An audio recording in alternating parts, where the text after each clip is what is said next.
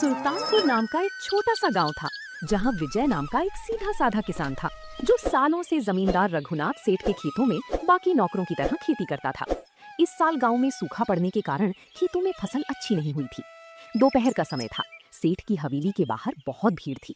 सेठ रघुनाथ गुस्से में कुर्सी पर बैठे थे और विजय और बाकी के नौकर उसके सामने खड़े थे। मैंने कह दिया ना विजय, मतलब कह दिया। जब फसल ही अच्छी नहीं हुई तो मैं तुम सबको मुफ्त की पगार कहां से दूं? आज से तुम में से आधे लोग काम पर मत आना। सेठ जी, ऐसा अनर्थ मत कीजिए। अगर आपने हमें काम से निकाल दिया तो हमारा घर कैसे चलेगा? इस बार वैसे भी फसल खराब हुई है तो हमारे पास खाने को दाना तक नहीं है। तो मैं क्या अपनी हवेली बेच दूं? तुम सबने मुझसे पहले ही इतना कर्जा ले रखा है। अगर फसल अच्छी होती तो तुम कर्ज का कुछ हिस्सा दे भी पाते, पर अब जब काम ही नहीं है तो कर्ज कहां से दोगे? चलो अब निकलो यहाँ से। सेठ जी, रहम कीजिए। आपके पास तो मुर्गी फार्म भी है, वहीं कुछ काम दे दीजिए। मैं दिन रात एक कर दूंगा, लेकिन मेरे परिवार को सड़क पर मत लाइए। अरे, मुर्गी फार्म में पहले से ही काफी लोग हैं और वहाँ इस बार अंडों की पैदावार इतनी ज्यादा हुई है कि समझ नहीं आ रहा उनका क्या करूं। बाजार में कोई कच्चे अंडे खरीदने को तैयार ही नहीं है। फसल का नुकसान अलग और इन अंडों का बोझ अलग। सेठ जी, मैं बाजार में अंडे बिकवा दूंगा, बस आप मुझे काम से मत निकालिए। मेरा कर्जा बहुत भारी है, मैं कहाँ जाऊंगा? अच्छा, तुम अंडे बेचोगे? रुक, मुझे एक तरकीब सूझ रही है। अगर तू सच में अपनी वफादारी साबित करना चाहता है तो मेरे पास एक रास्ता है। बताइए सेठ जी, आप जो कहेंगे मैं वो करने को तैयार हूँ। सेठ रघुनाथ के दिमाग में चाल चल रही थी। उसने सोचा कि जो अंडे बाजार में कोई नहीं खरीद रहा उन्हें विजय के सिर मढ़ दिया जाए, और अगर वो उन्हें नहीं बेच पाया तो कर्ज के बहाने उसकी बची कुची जमीन भी हड़प लेगा। ये सोचकर सेठ रघुनाथ विजय को गोदाम की तरफ ले गया जहाँ अंडों की कट्टे भरी पड़ी थी। देख विजय, ये जितने भी अंडे यहाँ रखे ये सब तुझे बाजार में बेचने होंगे। लोग कच्चे अंडे नहीं खरीद रहे, ये बात तू भी जानता है, लेकिन मेरी एक शर्त है। कैसी शर्त सेठ जी? शर्त ये है कि तुझे ये सारे अंडे सिर्फ 5 दिनों के अंदर बेचने होंगे। अगर तूने 5 दिनों में ये सारे अंडे बेच दिए तो मैं तेरा पूरा कर्जा माफ कर दूंगा, और तो और बिके हुए अंडों से जो मुनाफा होगा उसका एक हिस्सा भी तुझे दूंगा।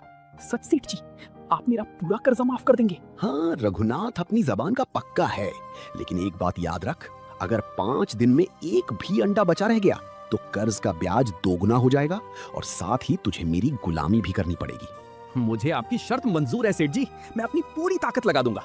मैं कल सुबह ही ठेला लेकर बाजार निकल जाऊंगा। विजय खुशी खुशी अपने घर की तरफ निकल पड़ा। उसे लगा कि अब वो आसानी से अपना कर्जा माफ करवा लेगा, लेकिन वो सेठ की इस चाल को समझ नहीं पाया था कि जिस माल को पूरा बाजार ठुकरा चुका था उसे बेचना नामुमकिन के बराबर था। शांति, शांति, सुनती हो? सेठ जी ने हमारा कर्जा माफ करने का वादा किया है। अरे भाग्यवान, जरा सांस तो लो। सेठ जी इतने दयालु कब से हो गए? और कर्जा माफ करवाने के लिए तुम्हें ऐसा क्या करना होगा?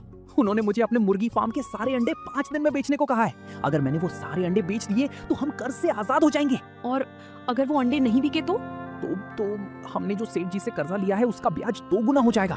साथ ही मुझे सेठ जी की गुलामी भी करनी होगी। ये क्या कह रहे हैं आप? जब आप जानते हो कि बाजार में कोई कच्चा अंडा खरीद ही नहीं रहा है तो आप इतने सारे अंडे 5 दिन में कैसे बेचेंगे? मुझे तो ये सेठ की कोई साजिश लगती है। तू चिंता मत कर शांति, मेहनत का फल मीठा होता है। मैं कल सुबह ही ठेला लेकर निकलूंगा, देखना सब ठीक हो जाएगा। अगली सुबह विजय बड़े उत्साह के साथ सेठ के फार्म से अंडों को अपने ठेले पर लादकर बाजार की तरफ निकल पड़ा। धूप तेज हो रही थी और विजय जोर जबरदस्ती से आवाजें लगा रहा था ताकि लोग उसके पास आएं। ताजे अंडे ले लो, सेठ रघुनाथ के फार्म के बड़े और बढ़िया अंडे। आइए भाई साहब, ताजे अंडे ले जाइए। दोपहर ढल चुकी थी, लेकिन विजय के ठेले के पास से लोग बस गुजर रहे थे, कोई रुक नहीं रहा था। तभी बाजार का एक पुराना दुकानदार श्यामू उसके पास आया। अरे विजय भाई, क्यों अपनी जान सुखा रहे हो? इस कड़कती धूप में कच्चे अंडे कौन खरीदेगा? आजकल तो गांव में हर दूसरे घर में मुर्गियां हैं, जिसकी वजह से बाजार में अंडों की मांग बिल्कुल खत्म हो चुकी है। श्यामू भाई, सेठ जी ने एक शर्त रखी है, अगर 5 दिन में ये अंडे नहीं बिके तो मेरा कर्ज 2 गुना हो जाएगा। मुझे कैसे भी करके इन्हें बेचना ही होगा। सेठ ने तुम्हें फंसाया है विजय। वो जानता था कि बाजार में ये अंडे कोई नहीं खरीदेगा, इसीलिए उसने ये शर्त तुम्हारे सिर मढ़ दी। मेरी मानो तो कोई और रास्ता ढूंढो। पहला दिन खत्म हो गया और विजय एक भी अंडा नहीं बेच पाया। अगले दिन उसने गांव के दूसरे कोने में ठेला लगाया, लेकिन वहां भी वही हाल रहा। देखते ही देखते 2 दिन बीत गए और विजय के पास उम्मीद की एक किरण भी नहीं बची थी। वो पूरी तरह परेशान और थका हारा अपने घर लौटा। शाम के समय विजय उदास होकर अपने घर के आंगन में बैठ गया। 2 दिन बर्बाद हो चुके थे और ठेले पर अंडों का अंबार वैसे का वैसा ही था। घर में राशन भी खत्म होने की कगार पर था। शांति रसोई से बाहर आई और विजय की हालत देखकर अंदर से टूट गई। शांति, मुझसे बहुत बड़ी भूल हो गई। सेठ की चाल में समझ ही नहीं पाया। 2 दिन निकल गए और एक भी अंडा नहीं बिका। अब सिर्फ 3 दिन बचे हैं। ऐसा ही रहा तो हम तो बर्बाद हो जाएंगे। आप हिम्मत मत हारिए, जो होना था वो हो गया। आप हाथ पैर धोकर बैठिए, मैं कुछ खाने के लिए लाती हूँ। घर में खाने को बचा ही क्या है शांति।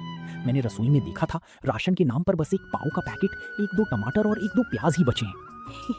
हाँ, और बाहर ठेले पर अंडे भी तो पड़े हैं। आप फिक्र मत कीजिए, मैं इसी सामान से कुछ बढ़िया बनाती हूँ। शांति रसोई में गई। उसने बचे हुए प्याज और टमाटर को बारीक काटा, चूल्हा जलाया और कढ़ाई में थोड़ा तेल डाला। फिर उसने कुछ अंडे फोड़े और उन मसालों के साथ मिलाकर एक बेहतरीन अंडा भुर्जी तैयार की। उसने बाजार से लाए हुए पाव को तवे पर थोड़ा सा सेक लिया और विजय के सामने परोस दिया। लीजिए, गर्मा गर्म अंडा भुर्जी और पाव खाइए। खाकर बताइए कैसा बना है। अरे वाह शांति, ये तो गजब का स्वाद है। मैंने आज तक ऐसा स्वाद कभी नहीं चखा। तुमने इन मामूली चीजों से इतना लजीज खाना कैसे बना दिया? ये तो बस भूख का इलाज है, लेकिन इसे खाते खाते मेरे दिमाग में एक बात आई है। कैसी बात शांति, जल्दी बताओ। जब लोग बाजार में कच्चे अंडे नहीं खरीद रहे, तो क्यों ना हम उन्हें ये पका हुआ अंडा भुर्जी पाव बेचे। खुशबू और स्वाद देखकर भूखे लोग अपने आप खिंचे चले आएंगे। शांति, तुमने तो मेरी आंखें खोल दी। ये विचार मेरे दिमाग में क्यों नहीं आया? आज रात ही तुम मुझे ये भुर्जी बनाने का सही तरीका सिखाओ। कल सुबह ठेले पर कच्चे अंडे नहीं बल्कि भुर्जी पाव बिकेगा। विजय के चेहरे पर 2 दिनों के बाद पहली बार मुस्कान आई थी। शांति की तरकीब ने उसकी डूबती कश्ती को तिनके का सहारा दे दिया था। उस रात जब पूरा गांव सो चुका था, विजय और शांति रसोई में चूल्हे के सामने बैठे थे। विजय बहुत ध्यान से शांति की हर कदम को देख रहा था। शांति, प्याज को कितना भूनना है? ज्यादा लाल तो नहीं करना ना? नहीं नहीं, प्याज को बस उतना ही पकाना है कि वो हल्का गुलाबी हो जाए। अगर ज्यादा भून दिया तो भुर्जी का मीठापन खत्म हो जाएगा। अब देखो, मैं इसमें ये बारीक कटे टमाटर और हरी मिर्च डाल रही हूँ। वाह, खुशबू तो अभी से ही भूख बढ़ा रही है। लेकिन शांति, जब मैं बाजार में अकेले बनाऊंगा तो मसालों का अंदाजा कैसे रखूंगा? वहाँ तो लोग जल्दी मचाएंगे। आप घबराइए मत, मैंने सारे मसालों का एक छोटा चम्मच तय कर दिया है। जब टमाटर गल जाएं, तो स्वादानुसार नमक, हल्दी और ये मेरा खास गरम मसाला डाल देना। इसके बाद अंडों को फोड़कर कढ़ाई में डालना और हाथ को लगातार चलाते रहना ताकि भुर्जी एकदम खिली खिली बने। लाओ, अब मैं खुद कोशिश करता हूँ। अगर हाथ साफ नहीं हुआ तो कल ग्राहकों को स्वाद कैसे दूंगा? विजय ने कढ़ाई संभाली और शांति के बताए अनुसार अंडे फोड़कर भुर्जी बनाने लगा। 2-3 बार की कोशिश के बाद उसने बिल्कुल वैसा ही स्वाद हासिल कर लिया जैसा शांति ने बनाया था। फिर उसने तवे पर मक्खन लगाकर पाव को सेकना भी सीखा। अरे वाह, आप तो मुझसे भी अच्छा बनाने लगे। अब देखना, कल बाजार में आपकी भुर्जी की खुशबू से लोग खुद ब खुद खिंचे चले आएंगे। ये सब तुम्हारी वजह से है शांति। कल सुबह मैं कढ़ाई, तवा, मसाले और अंडे लेकर बाजार के सबसे व्यस्त चौराहे पर बैठूंगा। अब हमारे पास सिर्फ 3 दिन बचे हैं। मुझे एक पल भी गंवाना नहीं है। अगली सुबह विजय ने अपने ठेले का हुलिया बदल दिया था। अब उस पर सिर्फ कच्चे अंडे नहीं थे, बल्कि एक तरफ जलता हुआ चूल्हा और उस पर रखी बड़ी कढ़ाई, लोहे का तवा और ताजे पाव के पैकेट सजे हुए थे। विजय ने बाजार के मुख्य चौराहे पर अपना ठेला खड़ा किया और चूल्हा सुलगाया। आइए भाइयों, आइए, खाइए गर्मा गर्म मसालेदार अंडा भुर्जी पाव। ऐसा स्वाद जो आपने पहले कभी नहीं चखा होगा। जैसे ही कढ़ाई में मक्खन, प्याज और टमाटर के साथ विजय का खास मसाला भुनने लगा, उसकी सौंधी सौंधी खुशबू पूरे चौराहे पर फैल गई। बाजार से गुजर रहे लोग अपनी नाक सिकोड़कर खुशबू की तरफ देखने लगे। तभी पहला ग्राहक, जो एक राहगीर था, ठेले के पास आकर रुका। अरे भाई विजय, ये क्या बना रहे हो? खुशबू तो बड़ी लाजवाब है। क्या भाव दिया एक प्लेट? बाबूजी, ये अंडा भुर्जी पाव है, सिर्फ 20 रुपए की प्लेट है। आप एक बार खाकर तो देखिए, उंगलियां चाटते रह जाएंगे। ठीक है, एक प्लेट लगाओ जरा, देखते हैं तुम्हारी बातों में कितना दम है। विजय ने तुरंत कढ़ाई से गर्मा गर्म भुर्जी निकाली, उस पर थोड़ा हरा धनिया छिड़का और मक्खन में सिके हुए 2 पाव के साथ प्लेट सजाकर राहगीर को दे दी।